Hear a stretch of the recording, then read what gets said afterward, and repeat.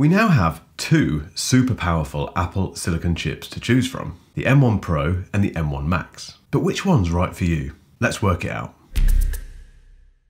Hello and welcome back to Ellis Reviews, and thank you for subscribing if you have, and if you haven't subscribed, yeah, you know where the button is. It's now November the 3rd. I've got to wait until about November the 19th to get my hands finally on my 16-inch MacBook Pro with the M1 Max chip. However, I do at the moment have a M1 Pro powered 14-inch version of the new MacBook Pro. This is the base model version. It's fantastic. A little spoiler there for you, but if you want to check out my full review of this, then check out the link above. However, I'm not convinced that Apple are making it particularly easy to pick between the M1 Pro and the M1 Max. The numbers attached to these two chips are incredible, undoubtedly, but they do also indicate that they're two very different animals. So how do you pick the right one for you? There's a lot of difference between the two, like I say, in terms of numbers, but also in terms of pricing. As always, I can't answer that question ultimately for you, but I can give you some details and try and pick apart some of Apple's messaging to hopefully steer you in the direction of the right chip.